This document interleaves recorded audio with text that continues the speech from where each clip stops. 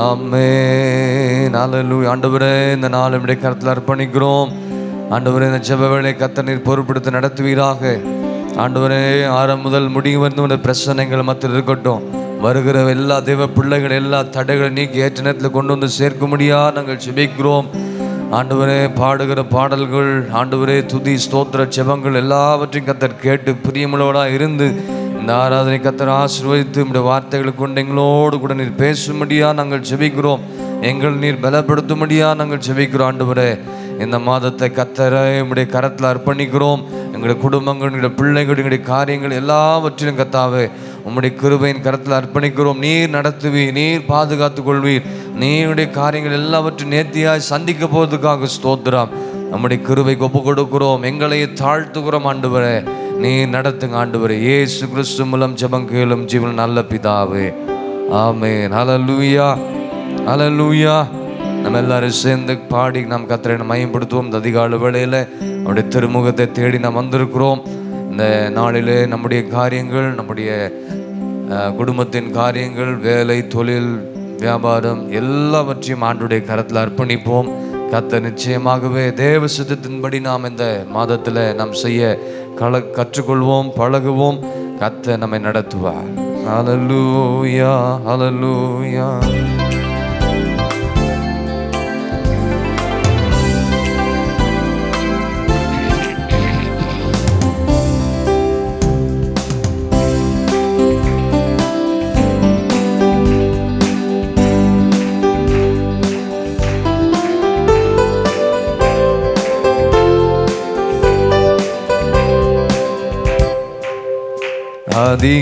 அதிகாலையிலும் திருமுகம் தேடி அர்ப்பணித்தேன் என்னையே. ஆராதனை துதி ஸ்தோத்திரங்கள் அத்தனை உமக்கு தந்தே. அதிகாலையிலும் திருமுகம் தேடி அர்ப்பணித்தேன் என்னையே. ஆராதனை துதி ஸ்தோத்திரங்கள் அப்பனே உமக்கு தந்தே. ஆராதனை ஆராதனை ஆராதனை ஆராதனை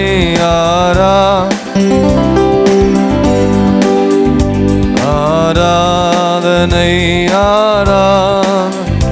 அன்பரே சுராஜனுக்கே ஆவியான தேவனுக்கே. அதிகாலையில் உம் திருமுகம் தேடி அர்ப்பணித்தேன் என்னையே. ஆராதனை துதி ஸ்தோத்திரங்கள். எல்லாரும் பாடுறீங்களா? அதிகாலையில் உம் திருமுகம் தேடி அர்ப்பணித்தேன் என்னையே. ஆராதனை துதி ஸ்தோத்திரங்கள் அத்தனை உமக்கு தந்தே. இந்த நாளின் ஒவ்வொரு நிமிடமும் உந்தன் நினைவா நிரம்ப வேண்டும். இந்த நாளின் நிமிடமும் உந்தன் நினைவா நிரம்ப வேண்டும்.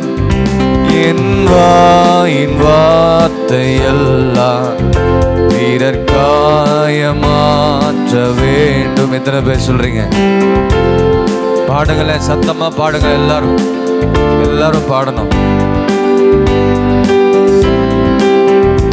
ஆராதனை ஆராதனை ஆராதனை ஆராதனை ஆராதனை ஆராதனை அன்பரே சுராஜனுக்கே ஆவியா. அன்பரே சுராஜனுக்கே ஆவியான தேவனுக்கே. அதிகாலையில் உம் திருமுகம் தேடி அர்ப்பணித்தேன் என்னையே. ஆரா ஆராதனை துதி ஸ்தோத்திரங்கள் அத்தனை உமக்கு தந்தே. அதிகாலையும் திருமுகம் அத்தனித்தேன் என்னையே. ஆராதனை துதி ஸ்தோத்திரங்கள் அப்பனே உமக்கு தந்தே. உந்தன் ஏக்கம் விருப்பமெல்லாம் என் இதய துடிப்பாக மாற்றும். சொல்லுங்க எல்லாரும், நல்ல வாய்களை திறந்து எல்லாரும். இதய துடிப்பாக மாற்றும் என் ஜீவ நாட்களெல்லாம் ஜெப வீரன் என்று எழுதும். என் ஜீவ நாட்களெல்லாம் ஜெப வீரன் என்று எழுதும். ஆராதனை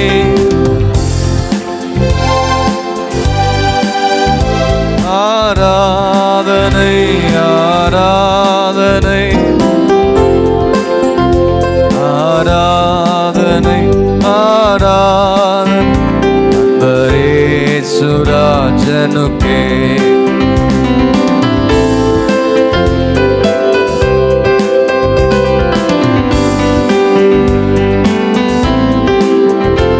அவியான தேவனுக்கே.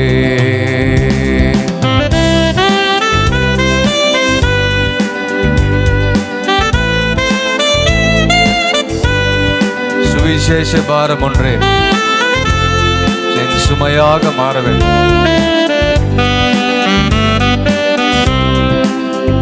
சுவிசேஷம் பாரம் ஒன்றே என் சுமையாக மாற வேண்டும்.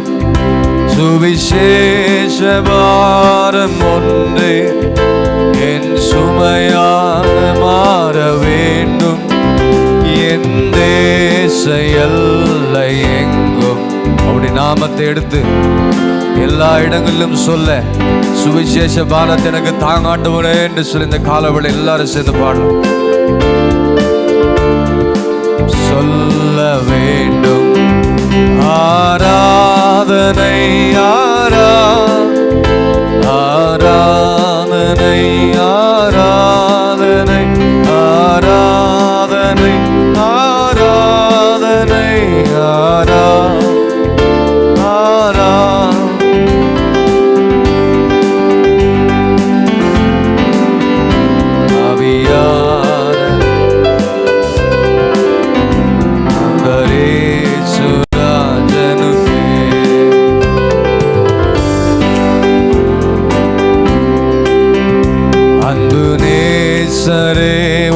திருமுகம் தேடி அர்ப்பணித்தேன் என்னையே. ஆராதனை துதி ஸ்தோத்திரங்கள் அப்பனே உமக்கு தந்தே. அன்பு நேசரே எல்லாரும், நேசரே உம் திருமுகம் என்னையே அர்ப்பணிக்கிற ஆண்டவரே. என்னுடைய காரியங்கள் எல்லாவற்றையும் உடைய சமூகத்தில்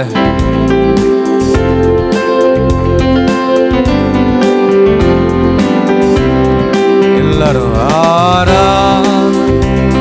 ஆராதனை ஆராதனை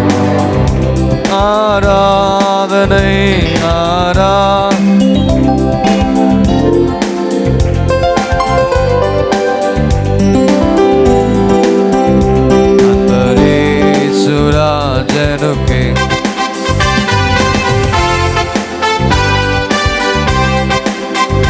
அன்பரே சுராஜனுக்கே.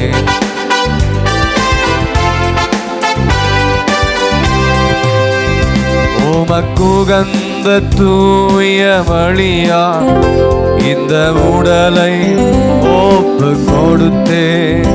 உமக்குகந்த தூய வழியா இந்த உடலை ஒப்பு கொடுத்தே.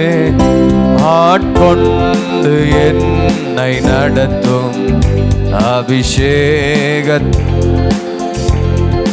சொல்லுவோம். ஆட்கொண்டு என்னை நடத்தும் அபிஷேகம் ஆராதனை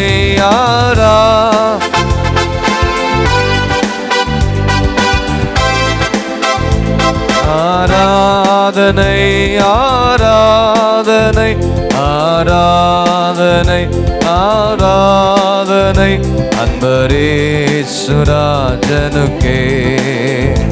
ஆவியான சொல்லுங்க எல்லாரும் அன்பரேசுரா ஆவியான அதிகாலையிலும் பாடுங்க எல்லாரும் நல்ல வாயில திறந்து பாடுங்க. ஆராதனை துதி ஸ்தோத்திரங்கள் ஆமென். அதிகாலையிலும் திருமுகம் தேடி பணித்தேன் என்னையே ஆராதனை அப்பனே உமக்கு தந்தே ஆராதனை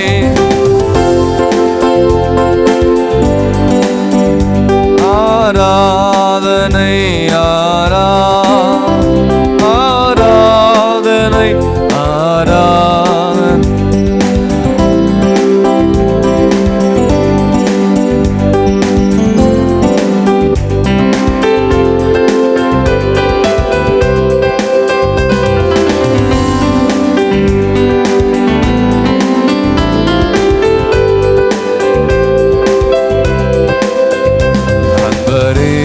சுராஜனுக்கே ஆவியான அலு அன்பரே சுராஜனுக்கே ஆவியான தேவனுக்கே. ஹல்லேலூயா ஹல்லேலூயா. நிச்சயமா அந்த ஆண்டவர் இந்த நாட்களிலே கர்த்தர் நம்முடைய வாழ்க்கையில கூடாத காரியங்கள் எல்லாம் கூடும்படியா கர்த்தர் செய்ய போகிறார். ஹல்லேலூயா. மனுஷரால் கூடாதது தேவனால் எல்லாம் கூடும். ஆகவே நம்ம எல்லாரும் சேர்ந்து விசுவாசத்தோடு நாம் போடுவோம். கூடாதது ஒன்றுமில்லையே, நம் தேவனால் கூடாதது ஒன்று, மனுஷரால் கூடாதது தேவனால் எல்லாம் கூடும் என்ற அந்த நம்பிக்கையோடு விசுவாசத்தோடு நாம் பாடுவோம். இந்த நாட்களிலே கர்த்தர் நம்முடைய வாழ்க்கையில் என்னெல்லாம் செய்ய வேண்டும் என்று தீர்மானம் பண்ணியிருக்கிறாரோ, என் வாழ்க்கையில் கர்த்தர் இதெல்லாம் செய்யணும், என் குடும்பத்தில், என்னுடைய வேலையில், தொழிலில், பிஸ்னஸில் இந்த காரியத்தெல்லாம் கர்த்தர் நேர்த்தியாய் செய்ய வேண்டும் என்று அநேக காரியங்களுக்காக ஜெபித்துக் கொண்டிருக்கிறீர்கள். கர்த்தர் நிச்சயமாகவே கிரகிக்க முடியாத காரியங்களை கர்த்தர் செய்ய வல்லவராக இருக்கிறார். அல்லேலூயா ஆமென். எல்லா ஜனங்களும் திரும்பி பார்க்கிற அளவுக்கு நம்முடைய வாழ்க்கையை கர்த்தர் மேன்மையாக ஆசீர்வாதமாக வைக்க ஆண்டவரால் எல்லாம் கூடும். ஆகவே எல்லாரும் சேர்ந்து நாம் பாடி நம் கர்த்தரை நம்மைப்படுத்துவோம்.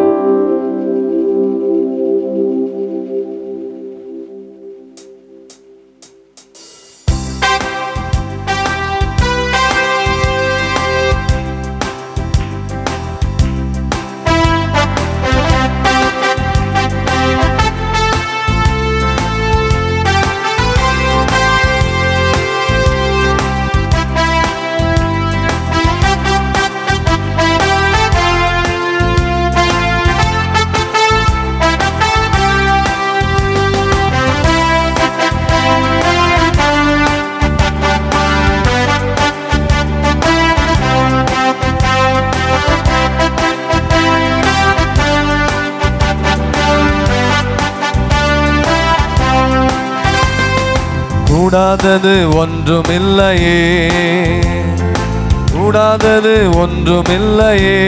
சொல்லுங்க எல்லாரும், கூடாதது ஒன்றுமில்லையே, கூடாதது ஒன்றுமில்லையே. நம் தேவனால் கூடாதது கூடாதது ஒன்றுமில்லையே. நம் தேவனால் கூடாதது கூடாதது ஒன்றுமில்லையே. மனுஷரால் கூடாதது தேவனால் கூடுமே. மனுஷரால் கூடாதது,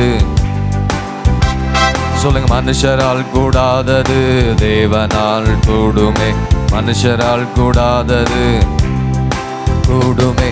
கூடாதது ஒன்றுமில்லையே. நல்ல விசுவாசத்தோடு ஒன்றுமில்லையே, கூடாதது ஒன்றுமில்லையே, கூடாதது ஒன்றுமில்லையே. நம் தேவனால் கூடாதது கூடாதது ஒன்றுமில்லையே. நம் இயேசுவால் கூடாதது கூடாதது ஒன்றுமில்லையே. ஒரே வார்த்தை சொன்னாரே, வேலைக்காரன் சொஸ்தமானானே. ஒரே ஒரு வார்த்தை சொன்னாரே, வேலைக்காரன் சொஸ்தமானானே. சுத்தமாகு என்று சொன்னாரே, குஷ்டரோகி சொஸ்தமானானே. சுத்தமாகு என்று சொன்னாரே, குஷ்டரோகி சொஸ்தமானானே. மனுஷரால் கூடாதது தேவனால், மனுஷரால் கூடாதது தேவனால் கூடுமே. மனுஷரால் கூடாதது தேவனால் கூடுமே. கூடாதது ஒன்றுமில்லையே, கூடாதது ஒன்றுமில்லையே, கூடாதது எல்லாரும் கூடாதது ஒன்றுமில்லையே.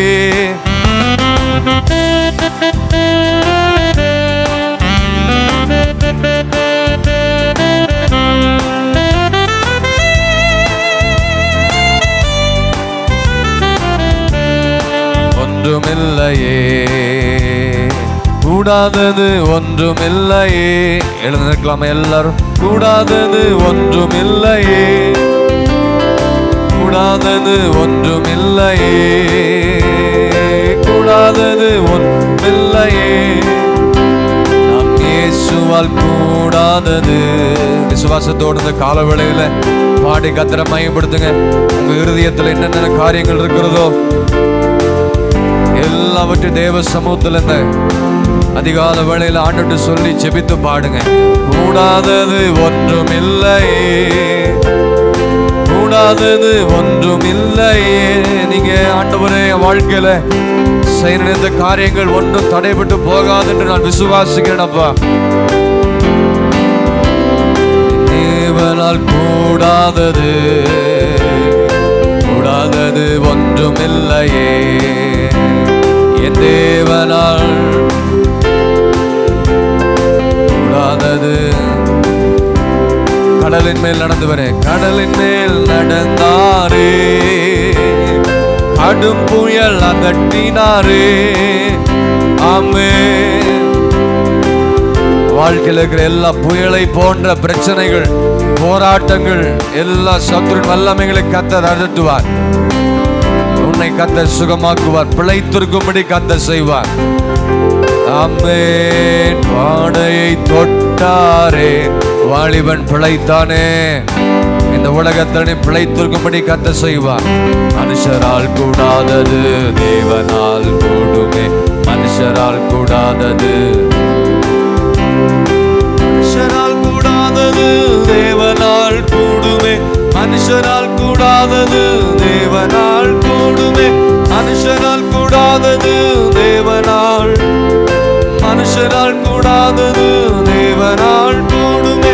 கூடாதது ஒன்றுமில்லையே, கூடாதது ஒன்றுமில்லையே. ஒன்றுமில்லாமல் ஆக்குவார் கர்த்தர். எல்லாவற்றையும் போராட்டங்கள், பிரச்சனைகள், பலவீனங்கள், வியாதிகள், நமக்கு விரோதமாக செயல்படுகிற எல்லா காரியத்தையும் தேவனால் கூடாதது கூடாதது ஒன்றுமில்லையே. அந்த நம்பிக்கையோடு விசுவாசத்தோடு கூடாதது கூடாதது ஒன்றுமில்லையே. நம் தேவனால் கூடாதது கூடாதது ஒன்றுமில்லையே. சொல்லுங்க எல்லாரும். நம் தேவனால் கூடாதது கூடாதது ஒன்றுமில்லையே. இயேசுவால் கூடாதது கூடாதது ஒன்றுமில்லையே. கரங்களை உயர்த்தி எல்லாரும், மனுஷரால் கூடாதது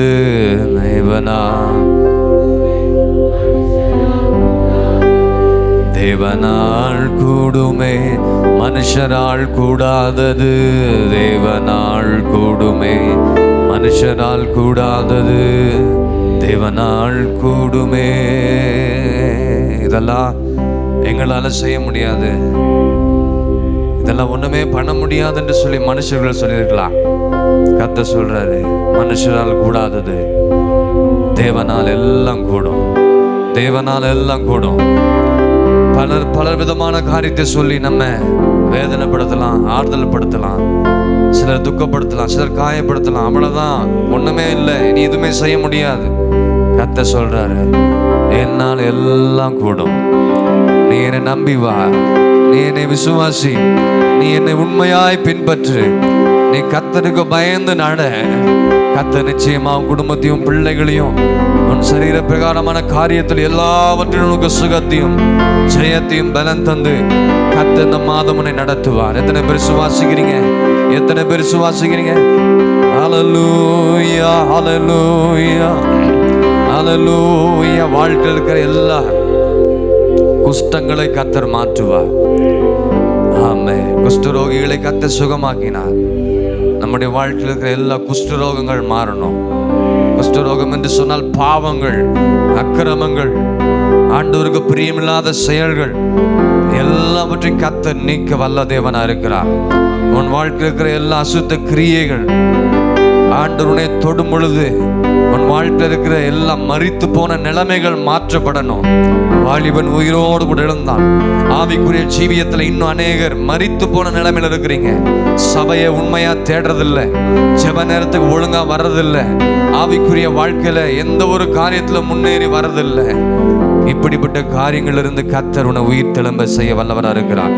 உழந்த எலும்புகள் எல்லாம் ஒன்று சேர்ந்து முழு மனிதனாய் கர்த்தர் மாற்றுவார். முழு மனிதனாய் கர்த்தர் மாற்றுவார். நீங்கள் உயிர் தெழுந்து எழும்பணும். எந்த நிலைமையில நீங்கள் மரித்திருக்கிறீங்க என்பது உங்களுக்கு தான் தெரியும். ஜெப வாழ்க்கையில, வேத வாசிப்புல, சபையை தேடி ஓடி வருகிற விஷயங்களில, கர்த்தரை தேடுகிற காரியத்துல, ஊழியம் செய்கிற காரியத்துல, தேவ சித்தத்தை செய்யாம உங்க விருப்பத்துக்கும் உங்க இஷ்டத்தின்படி வாழ்ற காரியங்கள் இதெல்லாம் மரித்து போய் இருக்கிறீங்க. கர்த்தர் இருந்து உங்களை எழுப்புவார். கர்த்தரை தேடுவீங்க, ஜெபத்துல உறுதியை தரித்து நிற்பீங்க, உண்மையா நம்ம இருப்போம். அவனுடைய முகத்தை நோக்கி நாம் பார்ப்போம். அவரை நோக்கி பார்க்கும் பொழுது உன் வாழ்க்கையில் இருக்கிற எல்லா பிரச்சனையிலிருந்து விடுதலை உண்டாகும். உனக்கு சுகம் உண்டாகும். குணமானே, நான் குணமானே, குணமானே, நான் குணமானே, இயேசுவின் தழும்புகளா. நிச்சயமாகவே பாவத்துல, அக்கிரமத்துல, வியாதியில இருந்து உங்களை குணமாக்குவான். குணமானே, நான் குணமானே, குணமானே, நான் குணமானே, இயேசுவின் தழும்புகளால். சொல்லுங்க எல்லாரும், இயேசுவின் தழும்புகளால் குணமானே, நான் குணமானே, குணமானே, நான் குணமானே, இயேசுவின். முழங்கால் படிட்டு எல்லாரும், முழங்கால் படி எல்லாரும் சேர்ந்து, குணமானே, நான் குணமானே, குணமானே, நான் குணமானே, இயேசுவின் தழும்புகளா, இயேசுவின் தழும்புகளா. குணமானே, நான் குணமா. விசுவாசிக்கிறீங்களா? எல்லா தரித்திரம் ஒழிந்து போகும். எல்லா விதமான வியாதிகள், பலவீனங்கள், கஷ்டங்கள், துயரங்கள் இயேசுவின் தழும்புகளா.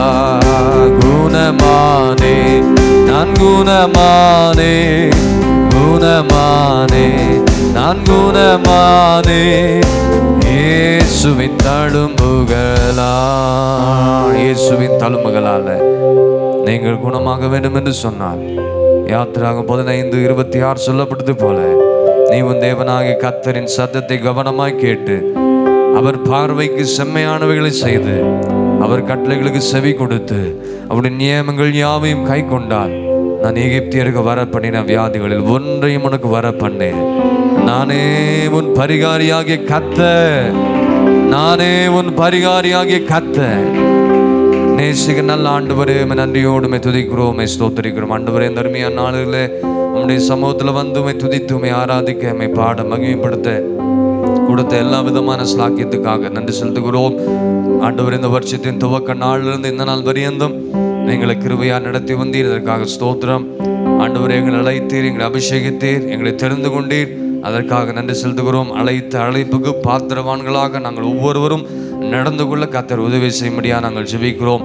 ஒவ்வொரு நாளும் ஆண்டவரே, நாங்கள் உம்மை தேடவும் உம்முடைய முகத்தை நோக்கி பார்க்கவும் ஆண்டவரே எங்களுக்கு கிருபை பாராட்டினீர், அதற்காக நன்றி செலுத்துகிறோம். உம்முடைய முகத்தை நோக்கி நாங்கள் பார்க்கும் பொழுது, உம்மை நாங்கள் தேடும் பொழுது, நாங்கள் ஜெபித்த எல்லா ஜெபங்கள், விண்ணப்பங்கள், ஸ்தோத்திரங்கள் எல்லாவற்றையும் கர்த்தாவே நீர் கேட்டீர். கேட்டது மாத்திரமல்ல, கேட்டு எங்களுக்கு பதிலை கொடுத்தீர். எங்களுக்கு விடுதலையும் ஜெயத்தையும் கர்த்தர் கொடுத்ததுக்காக ஸ்தோத்திரம், நன்றி செலுத்துகிறோம். இந்த புதிய மாதத்திலையும் உம்முடைய முகத்தை நோக்கி பார்க்கக்கூடிய கிருபை தந்ததுக்காக நன்றி செலுத்துகிறோம். எங்களுடைய வாழ்க்கையில் இதுவரைக்கும் நடக்காத காரியங்கள் இந்த மாதங்களில் எங்களுடைய வாழ்க்கையில் கூடாத எல்லா காரியத்தையும் கர்த்தர் எனக்கு குறித்திருக்கிறதை கர்த்தர் நிறைவேற்றி முடிப்பதில் நீர் உண்மையுள்ள தேவனாக இருக்கிறீர்.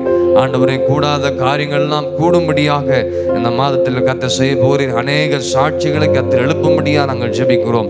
சரீரத்திலும் ஆவிக்குரிய வாழ்க்கையிலும் சில பலவீனங்கள் இருக்கிறது. எல்லா பலவீனங்களும் ஆண்டவரே நீர் எங்களுக்கு பரிபூர்ணமாக இருக்கிறதுக்காக ஸ்தோத்திரம் கர்த்தாவே.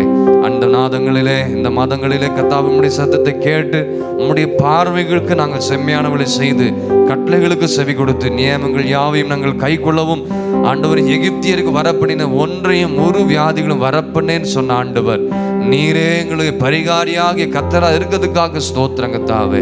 யாரெல்லாம் பலவீனப்பட்டிருக்கிறார்களோ, வியாதிப்பட்டிருக்கிறார்களோ அவர்களுக்கு நீரே மருத்துவராக இருந்து நல்ல சுகத்தை கர்த்தர் கட்டளிடும்படியாக நாங்கள் ஜெபிக்கிறோம். ஆவிக்குரிய வாழ்க்கையிலும் பூமிக்குரிய காரியத்திலும் இருக்கிற எல்லா வியாதி பலவீனங்களை நீ மாற்றி போட போவதுக்காக ஸ்தோத்திரம் கர்த்தாவே. உம்மை நம்பி வந்திருக்கிற பிள்ளைகள் ஒருபோதும் கைவிட மாட்டேன். இந்த மாதம் முழுவதும் உம்முடைய சித்தம் எங்களுடைய வாழ்க்கையில் நடக்கட்டும்.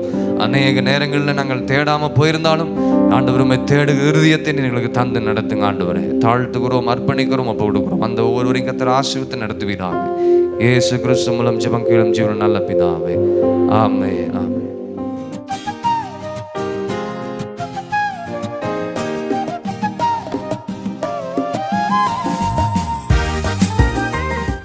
கர்த்தருடைய பரிசுத்த நாமத்திற்கு மகிமை உண்டாவதாக. ஏசாயா தீர்க்கதரிசன புஸ்தகம் 42வது அதிகாரம் 7வது வசனத்தை நாம் வாசிக்க கேட்போம். ஏசாயா 42:7. கர்த்தராகிய நான் நீதியின்படி உம்மை அழைத்து உம்முடைய கையை பிடித்து உம்மை தற்காத்து உம்மை ஜனத்திற்கு உடன்படிக்கையாகவும் ஜாதிகளுக்கு ஒளியாகவும் வைக்கிறேன். The Lord have called thee in righteousness and will hold thine hand and will keep thee and give thee for a covenant of the people, for a light of the Gentile. இந்த தீர்க்கதரிசன வசனமானது ஆண்டவராகிய இயேசு கிறிஸ்துவை குறிக்கிறதாக இருக்கிறது. முதல் வசனத்திலிருந்து நாம் வாசித்து பார்ப்போம் என்றால் அதை நாம் விளங்கிக் கொள்ளலாம். என்றாலும் இந்த வாக்குத்தத்தமானது கிறிஸ்து இயேசுவுக்குள் ஆம் என்றும் ஆமேன் என்றும் நம்ம ஒவ்வொருவருக்கும் பலிக்கக்கூடியதாக இருப்பதாக நாம் அறியலாம். ஆகவே இந்த வாக்குத்தத்த வசனத்தை நாம் தியானிக்க கடமைப்பட்டிருக்கிறோம். கர்த்தராகிய நான் நீதியின்படி உம்மை அழைத்து உம்முடைய கையை பிடித்து உம்மை தற்காத்து உம்மை ஜனத்துக்கு உடன்படிக்கையாகவும் ஜாதிகளுக்கு ஒளியாகவும் வைக்கிறேன் என்று சொல்லி இந்த வார்த்தையை நாம் சுதந்திரித்து கொள்ள கர்த்தர் நமக்கு உதவி செய்வாராக. தேவன் தம்முடைய நோக்கத்தை நம்ம ஒவ்வொருத்தருடைய வாழ்க்கையிலேயும் நிறைவேற்றுவதற்காகவே பிதாவாகிய தேவன் தம்முடைய ஒரே குமாரனாகிய இயேசு கிறிஸ்துவையே நமக்கு தந்திருக்கிறார். அவரோடு கூட மற்ற எல்லாவற்றையும் அருளாதிருப்பது எப்படி? ஆகவே இந்த வாக்குத்தத்தத்தின்படி நாம் ஜீவிக்க கர்த்தர் உதவி செய்வாராக. முதலாவதாக நீதியின்படி நம்மை அழைத்திருக்கிறாராம். அதாவது நான் நீதியின்படி உம்மை அழைத்திருக்கேன் என்று சொல்லுகிறார். பொதுவாகவே நம்முடைய ஊருடைய வாழ்க்கையிலையும் பேக்ரவுண்டை நினச்சி பார்த்தா நமக்கு எந்த விதமான நீதியே கிடையாது, எந்த விதமான உரிமையும் கிடையாது. நாம் தூரமானவர்களாக தேவனுக்கு அந்நியரானவனாக இருந்தோம்.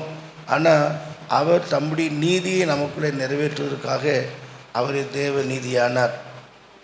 1 Corinthians 1:31 பார்க்கிறோம், அவரே தேவனால் நமக்கு நீதியாக இருக்கிறார். ஞான நீதி பரிசுத்த மீட்பெல்லாம் சரிதான், நீதியாக இருக்கிறார். ஆகவே அந்த நீதியின் கர்த்தர் தம்முடைய அழைப்பிலே நம்மை அழைத்திருக்கிறார் என்றால் அது ஒரு விசேஷித்த காரியம்தான். ஏனென்றால் நம்முடைய நீதியெல்லாம் அழுக்கான கந்தை, எந்த தகுதியும் நமக்கு கிடையாது.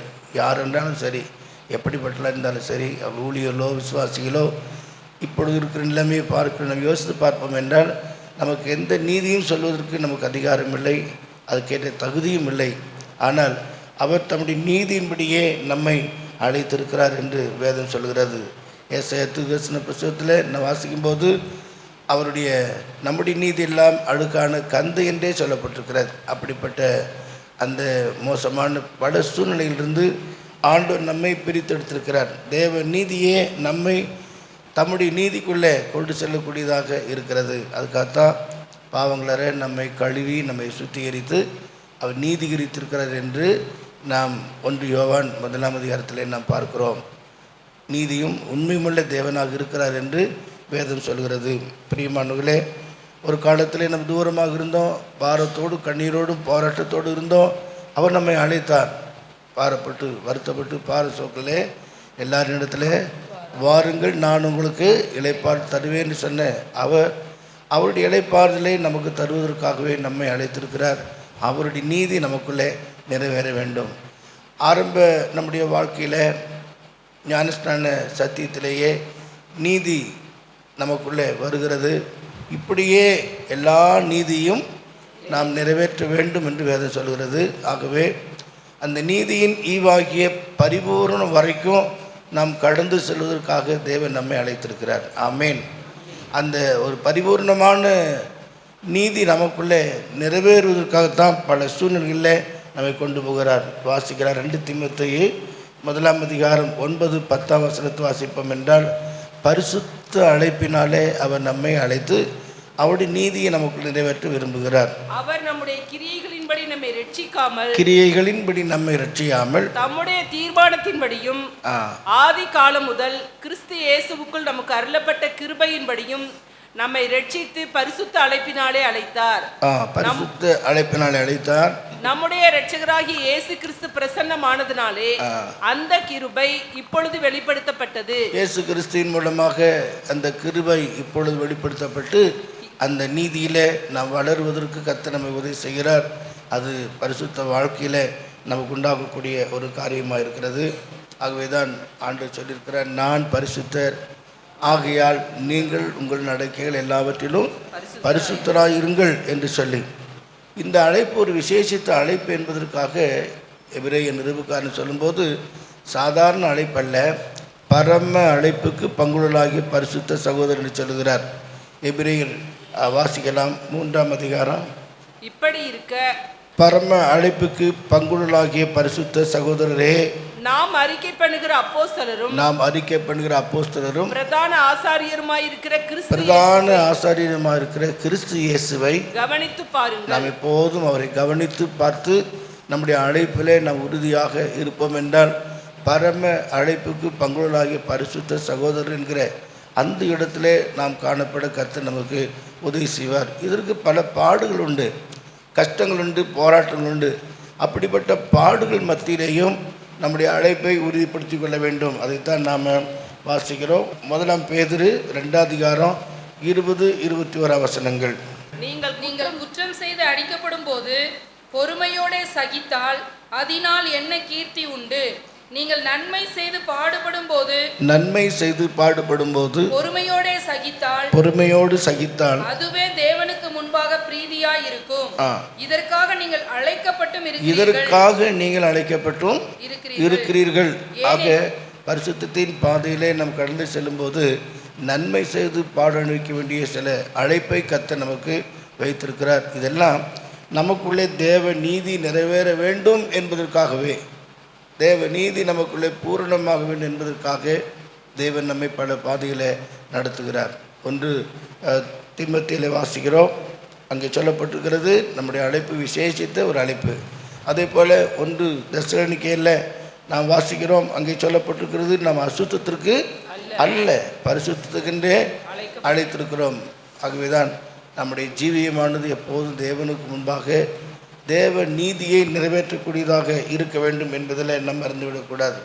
இது எல்லாவற்றிலும் விசேஷமாக 1 கொரிந்தியர் 7ஆம் அதிகாரம் 15வது வசனத்தை நான் படிக்கும்போது, ஆகிலும் அவிசுவாசி பிரிந்து போனால் பிரிந்து போகட்டும், இப்படிப்பட்ட விஷயத்தில் சகோதரனாவது சகோதரியாவது அடிமைப்பட்டவர்கள் அல்ல, சமாதானமாய் இருக்கும்படிக்கே தேவன் நம்மை அழைத்திருக்கிறார். எந்த ஒரு சூழ்நிலையிலும் நம்முடைய சமாதானத்துக்கு எடுத்துக்கொள்ளாதபடிக்கு தேவ சமாதானம் நம்முடைய இருதயங்களை ஆளுகை செய்ய வேண்டும். எப்படிப்பட்ட ஒரு சூழ்நிலை வந்தாலும் கூட சமாதானமாக இருக்கும்படிக்கே அவர் நம்மை அழைத்திருக்கிறார். அதனால தான் சங்கீதக்காரன் சொல்கிறார், கர்த்தர் தமது ஜனத்துக்கு பலன் கொடுப்பார், சமாதானம் அருளி ஆசீர்வதிப்பார் என்று திட்டவட்டமாக சொல்லப்பட்டிருக்கிறதை நாம் பார்க்கிறோம். ஆக இந்த மாதிரி உள்ள இந்த அனுபவங்களை நாம் கடந்து செல்லும்போது தான் நமக்குள்ளே தேவ நீதி பூரணமாக நிறைவேறும். கொலோசியர் 3ஆம் அதிகாரம் 15வது வசனத்தில் இன்னொரு பகுதியை நாம் பார்க்கிறோம்.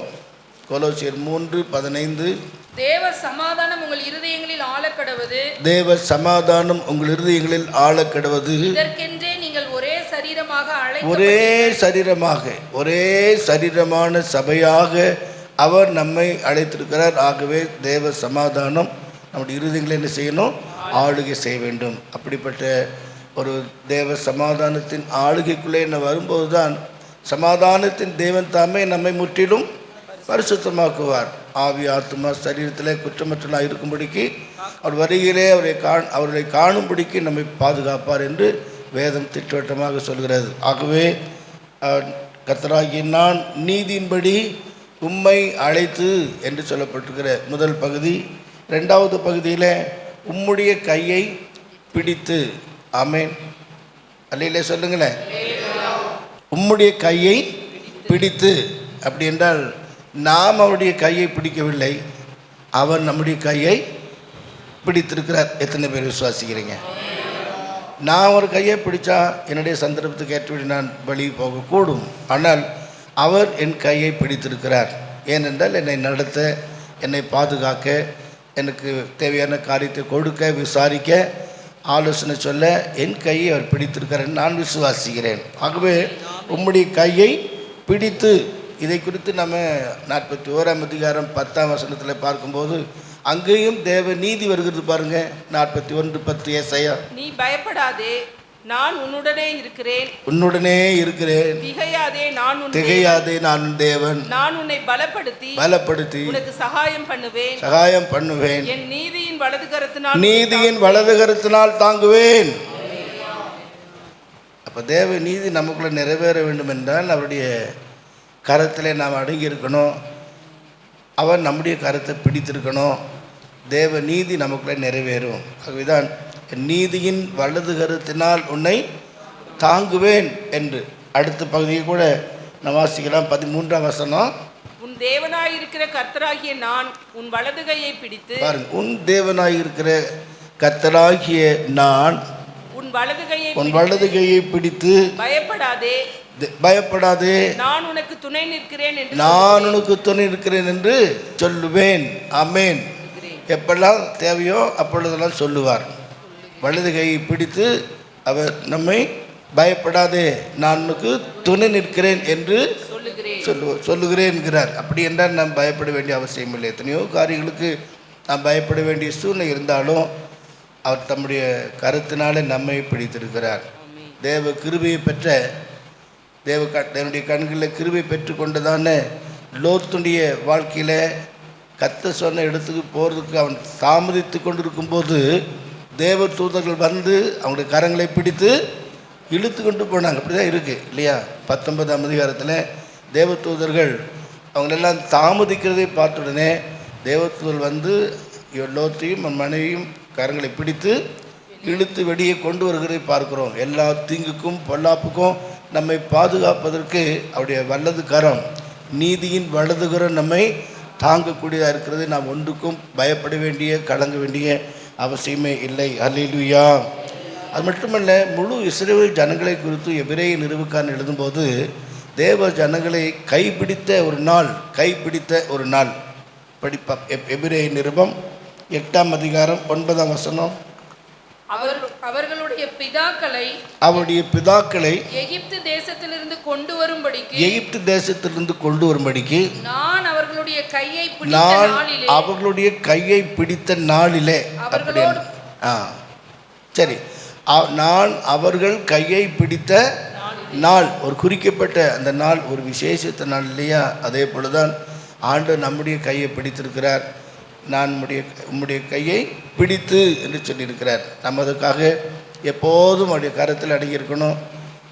நம்ம நிருபங்களில் பார்க்கும்போது ஏற்ற காலத்தில் நாம் உயர்த்தப்படும்படிக்கு பலத்த கரத்தில் அடங்கி இருப்போம் என்றால் எல்லா சூழ்நிலையிலும் படிப்படியாக கர்த்தர் நம்மை உயர்த்துவார், மேன்மைப்படுத்துவார், ஆசீர்வதிப்பார், எல்லாவற்றிலும் பார்க்க நம்மை கனப்படுத்துவார் என்பது எந்த சந்தேகமில்லை. ஆகவே தான் கைவிடாத தேவன், கருணையின் சிகரம், என் வாழ்வின் தீபம் என்று ஃபாதர் பண்ணர் இல்லையா? கைவிடா தெய்வமே பாடிக்கொள்ளுங்க. கைவிடாத தெய்வம், கருணையின் சிகரம், என் வாழ்வின் தீபம் என்று சொல்லி பாடுகிறார். ஒரு நாடும் ஒருபோது நம்மை கைவிடாத ஒரு தேவன் நம்ம இருக்கிறார். அது மட்டுமல்ல, அவருடைய கரத்திலிருந்து நம்மை பிரித்து கொள்ள எந்த ஒரு சக்திக்கும் எந்த ஒரு வல்லமைக்கும் இடமே இல்லை. காரணம், என் ஆடுகளின் சத்தத்தை கேட்கிறது, அவர்கள் என் கரத்தில் இருக்கிறது. அந்த ஆடுகளை என் கரத்திலிருந்து எந்த ஒரு வல்லமையும் பிரிக்க மாட்டாது என்றெல்லாம் சொல்லப்பட்டுகிற வசனங்களை நாம் தியானித்து பார்ப்போம். அது மட்டுமல்ல, உள்ளங்கையிலே நான் என்ன செய்திருக்கிறேன்? வரைந்திருக்கிறேன். ஒரு நாள் ஒருபோது நம்மை மாறாத தேவனாக இருந்து நம்மை பாதுகாக்கிறவர். ஆகவே தான் உம்முடைய கையை பிடித்து, அடுத்து தற்காத்து என்று சொல்கிறார். பாதுகாப்பு என்பது மிக முக்கியம். எல்லா சூழ்நிலையிலும் நமக்கு அரணாக, கோட்டையாக, பலனாக, பல விதமான சூழ்நிலையில் 46ஆம் சங்கீதத்தை நாம் பார்க்கிறோம். யாக்கோபின் தேவன் நமக்கு 46 கடைசியா, சேனைகளின் கர்த்தர் நம்மோடு இருக்கிறார். யாக்கோபின் தேவன் நமக்கு உயர்ந்த அடைக்கலமாக இருக்கிறார். பாதுகாப்பு என்பது மிக முக்கியம். 125வது சங்கீதத்தில் நாம் பார்க்கும்போது கர்த்தரை நம்புகிறவர்கள் என்றென்றைக்கும் அசையாமல் நிலைத்திருக்கும். சீயோன் பர்வதத்தை போல் இருப்பாங்க. எவ்விதமாய் பர்வதங்கள் எருசலேமை சுற்றிருக்குமாக போல கர்த்தர் இது முதல் என்றென்றைக்கும் தம்முடைய ஜனத்தை சுற்றிலும் இருப்பார். ஆமென். சுற்றிலும் சத்துரு இருந்தாலும் கூட, சுற்றிலும் சத்துரு சூழ்ந்திடினும் பாட்டு இருக்கு. எல்லா விதமான சூழ்நிலையிலும் சுற்றிலும் சத்துரு சூழ்ந்திருந்தாலும் கூட தம்முடைய ஜனத்துக்கு அவர் சுற்றிலும் பாதுகாப்பை தருகிறார். எலிசாவின் நாட்களை நாம் பார்க்கிறோம். எலிசாவை சுற்றிலும் அக்னிமயமான ரதங்கள், குதிரைகள் இருந்து அங்கே பாதுகாக்கிறதே. ஆக கர்த்தர் தம்முடைய நீதியின்படி அழைத்து கரத்தை பிடித்து கொண்டிருக்கிற தேவனுடைய பிள்ளைகளுக்கு வாழ்க்கையில் ஒரு பெரிய வித பாதுகாப்பை தந்திருக்கிறார். அல்லேலூயா. வாக்குத்தத்த சங்கீதம் என்று சொல்லக்கூடிய 91ஆம் சங்கீதத்தில் இன்னும் நிறையா நாம் பார்க்கிறோம். வாதுவின் கூடாரத்தை அணுகாது, பொல்லாப்புனுக்கு நேரிடாது, அவரே நமக்கு கோட்டையாக இருக்கிறார், அடைக்கலமாக இருக்கிறார். அப்புறம் அவரே நம்மை அவர் நம்புகிறவர், தப்பி வைக்கிறவர் என்றெல்லாம் சொல்லப்பட்டிருக்கிறார். அவன் என்னிடத்தில் வாஞ்சியாக இருக்கிறவன் அவனை விடுவிப்பேன், அவனை நாமத்தை அறிந்திருக்கிறபடினால் உயர்ந்த அடைக்கலத்தில் வைப்பேன், என்னை நோக்கி கூப்பிடுவான், நான் அவனுக்கு. இப்படி வாக்குத்தத்தங்கள் மூலமாக கர்த்தர் நம்மை பாதுகாக்கிறவராக இருக்கிறார். வாக்கு பண்ணினவர் மாறினார், வாக்குத்தத்தம் செய்தவர் மாறாதவர். மனுஷன் மாறினாலும் யார் மாறினாலும் அவர் ஒருபோதும் மாறாதவராக இருந்து நமக்கு பாதுகாப்பை தருகிறார் என்கிறதுல நாம் எப்போதும் கர்த்தருக்குள் மகிழ்ச்சியாக இருக்கணும். யோவான் சுவிசேஷம் 10ஆம் அதிகாரம் 27ஆம் வசனத்திலிருந்து, என் ஆடுகள் என் சத்தத்திற்கு செவி கொடுக்கிறது, என் ஆடுகள் என் சத்தத்துக்கு செவி கொடுக்கிறது, நான் அவைகளை அறிந்திருக்கிறேன், அவைகள் எனக்கு பின் செல்லுகிறது, நான் அவைகளுக்கு நித்திய ஜீவனை கொடுக்கிறேன், அவைகள் ஒரு காலம் கெட்டு போவதில்லை, ஒருவனும் அவைகளை என் கையில் பறித்து கொள்வதே இல்லை என்று உறுதியான வார்த்தையை கர்த்தர் சொல்லியிருக்கிறாரு. ஆகவே தற்காக்கிற தேவன். வாக்குத்தத்தமானது நம்மை பாதுகாக்கக்கூடியதாக இருக்கிறது. அது மட்டுமல்ல, ஜனத்திற்கு உடன்படிக்கையாக வைக்கிறார். தேவ ஜனத்துக்கு உடன்படிக்கையாக வைக்கிறார் என்றால் நாம் எல்லாருமே பலியினாலே உடன்படிக்கை பண்ணப்பட்ட தேவ பிள்ளைங்க. எத்தனை பேர் விசுவாசிக்கிறீங்க? ஆமாம். பழைய ஏற்பாட்டில் ஆபிரகாமும் சரி, ஈசாக்கும் சரி, யாக்கோப்பும் சரி, அநேக பரிசுத்தவான்களும் சரி, எப்பொழுதெல்லாம் தேவனை சந்திக்கிறார்களோ அல்லது அவங்க ஒரு காரியத்தை செய்கிறார்களோ அப்பொழுதெல்லாம் பலிபீடத்தை கட்டி அவங்க என்ன செய்தாங்க? தொழுது கொண்டாங்க என்றெல்லாம் பார்க்கிறோம். அதுபோல் 50வது சங்கீதம் 5ஆம் வசனம் சொல்லுகிறது, பலியினாலே என்னோடு உடன்படிக்கை பண்ணின என்னுடைய பரிசுத்தவான்களை என்னிடத்தில் கூட்டுங்கள் என்பார்.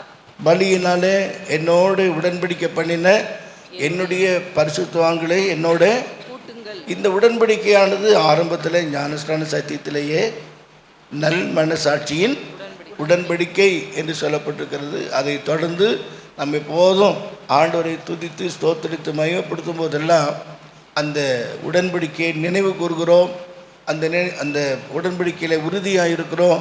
கடைசி வரைக்கும் அந்த உடன்படிக்கையில் உண்மையாக இருக்கும்போது இப்போ நான் வாசித்தது போல பலியினாலே என்னோடு உடன்படிக்கை பண்ணினால என்னுடைய பரிசுத்தவான்களை என்னிடத்தில் கூட்டுங்க என்பார். அந்த நாளில் நாம் அவரை சந்திக்க இந்த உடன்படிக்கை மிகவும் முக்கியம். தேவனோடு நாம் செய்கிற அந்த உடன்படிக்கை முக்கியம். தேவ ஜனங்களோடு கூட, பழைய ஏற்பாட்டு ஜனங்களோடு கூட ஒரு உடன்படிக்கை செய்திருந்தான். ஆனால் அவங்க அதுக்கு உண்மையாக இல்லை. ஆனால் உடன்படிக்கைக்கு உண்மையாக நாம் இருப்போம் என்றால் கண்டிப்பாக அவருடைய வருகையிலே அவரை சந்திக்க நமக்கு உதவி செய்வார். மல்கியா 2ஆம் அதிகாரம் 4-5ஆம் வசனத்தை பார்க்கும்போது ஊழியர்களுக்கு சொல்லப்பட்டிருக்கிற விசேஷித்த வார்த்தை, லேவியோடு பண்ணின உடன்படிக்கை நிலைத்திருக்கும்படிக்கு, லேவியோடு பண்ணின உடன்படிக்கை நிலைத்திருக்கும்படிக்கு இந்த கட்டளையை உங்களிடத்திற்கு அனுப்பினேன் என்கிறதை அப்பொழுது அறிந்து கொள்வீர்கள் என்று சேனைகளின் கர்த்தர் சொல்லுகிறார். இது சேனைகளின் கர்த்தர் சொல்லுகிறார். 5ஆம் வசனம், அவனோடு பண்ணின என் உடன்படிக்கை, அதான் முக்கியம். அவனோடு பண்ணின உடன்படிக்கை ஜீவனும் சமாதானமாக இருந்தது. அவன் எனக்கு பயப்படும் பயத்தோடு இருக்க வேண்டும் என்று இவைகளை அவனுக்கு கட்டளையிட்டேன். அப்படியே அவன் என் நாமத்துக்கு பயந்தும் இருந்தான். இந்த நல்ல சாட்சி இல்லையா? லேவியோடு பண்ணின அந்த உடன்படிக்கை தேவ பிள்ளைகளாக இருந்தாலும், தேவ ஜனங்களாக இருந்தாலும், தேவனுடைய ஊழியர்களாக இருந்தாலும் இந்த உடன்படிக்கைக்கு கடைசி வரைக்கும் உண்மையாக இருக்க வேண்டும் என்று தேவன் விரும்புகிறார். ஆகவே இங்கே நாம் வாசிக்கிறோம், ஜனத்திற்கு உடன்படிக்கையாக அவர் வைக்கிறார். கடைசியாக ஜாதிகளுக்கு ஊழியாக. ஜாதிகள் என்று சொல்வது ஜென்டைல், ஆங்கிலத்தில் ஜென்டைல்னே புறஜாதிகள்னே சொல்லப்பட்டிருக்கிறது. புறஜாதிகளுக்கு ஒளியாக நீங்கள் உலகத்துக்கு வெளிச்சமாக இருக்கிறீங்க என்று சொல்லுகிற சாட்சியின் வாழ்க்கை. நம்முடைய வாழ்க்கையானது சாட்சியில் ஒரு அணு இருக்கும் என்றால் நம்மை பார்க்கிறவர்கள், நம்மிடத்தில் பழகிறவங்க, பேசுகிறவங்க எல்லாருமே கிறிஸ்துவனுடைய சுபாவத்தை அறியக்கூடிய வகையில், வெளிப்படுத்தக்கூடிய வகையில் நாம் சாட்சியாக இருக்க வேண்டும். அதனால்தான் அபிஷேகத்தின் மூலமாக கொடுக்கப்படுகிற வார்த்தை, நீங்கள் பலனடைந்து எருசலேமிலும் யூதேயாவிலும் சமாரியாவிலும் பூமியின் கடைசி பரியந்தம் நீங்களே எனக்கு சாட்சிகள். அப்படி என்றால் பிரஜாதிகளுக்கு நாம் சாட்சிகளாய் காணப்படணும். தேவ ஜனங்கள் மத்தியிலே நம்முடைய உடன்படிக்கையை காத்து கொண்டு நாம் கர்த்தரோடு இருப்போம் என்றால் தேவ நோக்கு நமக்குள்ளே நிறைவேறும், வாக்குத்தத்தம் உறுதிப்படும். அதில் நாம் எந்த சந்தேகமே இல்லை. ஆகவே கால்தி இன் ரைச்சஸ்னஸ் அழைத்தார், நீதியின்படி அழைத்தார். கையை பிடித்து ஹோல்ட் தைன் ஹேண்டு, தற்காத்து கீப் தி, ஜனத்துக்கு உடன்படிக்கையாக கவர்னன்ட் பீப்புள், ஜாதிக்கு ஒளி என்று சொல்லும்போது லைட் ஆஃப் த ஜென்டைல் என்று ஆங்கிலத்தில் சொல்லப்பட்டிருக்கிறது. ஆகவே இந்த அனுபவம் இந்த மார்ச் மாதத்தில் நிறைவேற கர்த்தர் உதவி செய்யும்படியாய் நாம் எல்லாரும் கர்த்தரை ஸ்தோத்திரிப்போமா? ஸ்தோத்திரம். நல்லதையே நான் செய்யவும் சொல்லவும் இழந்திருப்போம். எல்லாரும் எழுந்திருப்போம். நல்லதையே நான் சொல்லவும் செய்யவும் உறுதிப்படுத்தும் ஐயா. நல்லதையே நான் சொல்லவும் செய்யவும் உள்ளத்தை என்று உறுதிப்படுத்தும் ஐயா. ஆண்டவர் கிறிஸ்துவின் மகிமை அடைந்திட அழைத்தீரே நன்றி ஐயா. ஆண்டவர் கிறிஸ்துவின் மகிமை அடைந்திட அழைத்தீரே நன்றி ஐயா. அவினாலே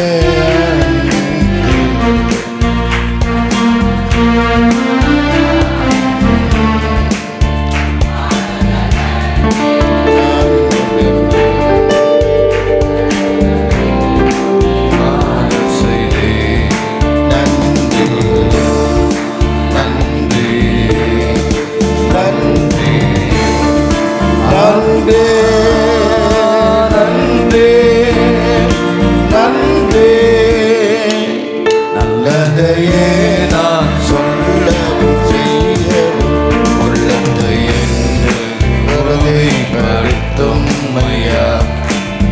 நல்லதையே நான் சொல்லவும் செய்யவும் உள்ளத்தை என்று உறுதிப்படுத்தும் ஐயா.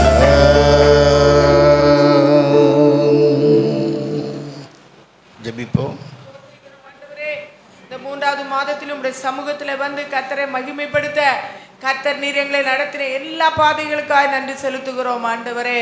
கர்த்தாவே, முதல் மாதத்திலே உங்களுடைய சமூகம் எனக்கு முன்பாக செல்லும் என்று வாக்குத்தத்தம் கொண்ட தேவன் ஆண்டவரே. 2வது மாதத்தில் கர்த்தர் எங்களை ஆண்டவரே தகப்பன் தன் பிள்ளையை சுமப்பது போல சுமக்கிற தேவனாயிருந்தீரே, இதற்காக ஸ்தோத்திரிக்கிறோம். இந்த 3வது மாதத்திலும் கர்த்தர் எங்களை தற்காக்கிற தேவன், நீதியின்படி ஆண்டவருடைய நீதியின் உம்முடைய நீதியின்படி நீர் எங்களை அழைத்து ஆண்டவரை நடத்துகிறீர், தற்காக்கிறீர் ஆண்டவரே, கரத்தை பிடித்து நடத்துகிறீர். இந்த மாதத்தில் ஆண்டவரே ஸ்தோத்திரம் ஸ்தோத்திரம் ஆண்டவரே. நல்ல வாக்கு தத்தங்களை கொடுத்திருக்கிறீர் ஆண்டவரே. இந்த வாக்கு தத்தத்தின்படி ஆண்டவரே நாங்கள் எங்களையும் பரிசுத்தப்படுத்தி கொண்டு ஆண்டவரே கர்த்தாவே நாங்கள் அதுக்கேற்றபடி வசனத்துக்கு ஏற்றபடி கீழ்ப்படிந்து நீர் சொன்ன கட்டளையின்படி நடந்து எல்லா வாக்கு தத்தங்களையும் பிடித்து கொண்டு அதன்படி நடந்து அந்த ஆசீர்வாதங்களை எல்லாம் நாங்கள் பெற்றுக்கொள்ள எங்களுக்கு சபைக்கும் வேண்டிய விசேஷித்த கிருபையை தரும்படியாக ஜெபிக்கிறோம். ஒவ்வொரு குடும்பங்களுக்கும் ஆண்டவரே இந்த ஆசீர்வாதம் உண்டாயிருக்கட்டும். தனிப்பட்டவர்களுக்கு இருக்கட்டும், பெரியோர்களுக்கு இருக்கட்டும், வாலிபர்களுக்கு இருக்கட்டும் ஆண்டவரே, வாலிப பிள்ளைகளுக்கு இருக்கிற சிறியோர் பெரியோர் எல்லாருக்குள்ளேயும் உடைய ஆசீர்வாதம் நிறைவாக இருக்கட்டும் ஆண்டவரே. ஒவ்வொருவரும் ஆண்டவரே நீர் கொடுத்த கட்டளையின்படி உடைய வாக்கு தத்தத்தின்படி ஆண்டவரே நடந்து கொள்ள வேண்டிய கிருபையை தாடும். பழைய ஏற்பாட்டு காலத்தில் ஆண்டவரே இந்த ஜனங்கள் ஆண்டவரே நீர் கொடுத்த பிரமாணங்களை மீறி விட்டார்கள் ஐயா. இந்த நாட்களில் நீர் எங்களுக்கு கொடுத்த பிரமாணத்தை நாங்கள் மீறாதபடி ஆண்டவரே உடைய சமூகத்திலே ஆண்டவர் அதுக்கு ஏற்றபடி நடந்து கொண்டு ஐயா நாங்கள் பிடித்து கொண்டு உமக்காக நிற்க கர்த்தருக்கு கிருபை தரும்படியாக ஜெபிக்கிறோம். எங்களால் சுகமும் பலனும் ஆரோக்கியமும் தந்து இந்த மாதம் முழுவதும் எங்களை உடைய சட்டையின் மறைவில் வைத்து மறைத்து கர்த்தர் எங்களை நடத்தும்படியாக உடைய கருத்தில் ஒப்பு கொடுக்கிறோம் ஆண்டவரே. நாட்களில் நடக்கிற எல்லா ஜெபங்களையும் ஆண்டவரை பொறுப்பெடுக்க முடியாது ஜெபிக்கிறோம். இந்த நாள் நடக்கிற ஜெபத்தை பொறுப்போம். நாளைக்கு நடக்கிற பந்தி ஆராதனைகளை எல்லாம் நீர் பொறுப்படுத்த ஆசீர்வதிக்கும்படியாக ஜெபிக்கிறோம். எங்களை சுத்திகரித்து கொண்டு பரிசுத்தப்படுத்தி கொண்டு ஆண்டவரே உடைய சமூகத்தில் கர்த்தருடைய பிள்ளைகள் எல்லாரும் காணப்பட ஆண்டவர் உதவி செய்யும்படியாக ஜெபிக்கிறோம். இந்த நல்ல காலை வேளைக்காய் நன்றி செலுத்துகிற காலை தோறும் உடைய புதிய கிருபைக்காய் ஸ்தோத்திரிக்கிற அந்த புதிய பாதையில் புதிய கிருபையில் புதிய அபிஷேகத்தில் கர்த்தர் எங்களை நடத்துவீராக. தாழ்த்தி வெறுமையாக்கி உடைய திருப்பாதபடியில் ஒப்பு கொடுக்கிறோம். இயேசுவின் நாமத்தில் கேட்கிறோம் பிதாவே. ஆமென். என் ஆத்துமாவே கர்த்தரை ஸ்தோத்திரி, என் முழுவதுமே அவருடைய பரிசுத்த நாமத்தை ஸ்தோத்திரி. என் ஆத்துமாவே கர்த்தரை ஸ்தோத்திரி, அவர் செய்த சகல உபகாரம் மறவாது. ஆமென். நம்முடைய கர்த்தராகிய இயேசு கிறிஸ்துவின் கிருபையும் பிதாவாகிய தேவனுடைய அன்பும் பரிசுத்தான ஐக்கியமும் இன்றும் என்றும் சதா காலங்களிலும் நம் அனைவரோடும் கூடவே இருப்பதாக. ஆமென். அல்லேலூயா. கர்த்தரை ஆசீர்வதிப்பாராக.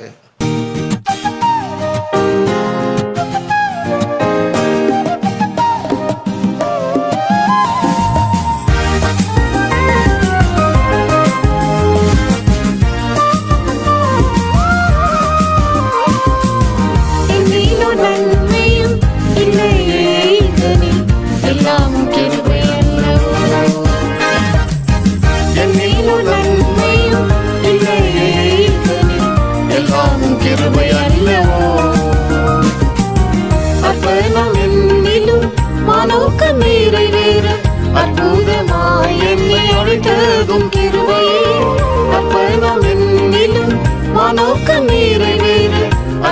நித்தியமாய் என்னை அழைத்ததும் கிருபையே. அன்பரே நித்தியமாய் நான் உந்தன் சொந்தமே. அன்பரே நித்தியமாய் நான் உந்தன் சொந்தமே.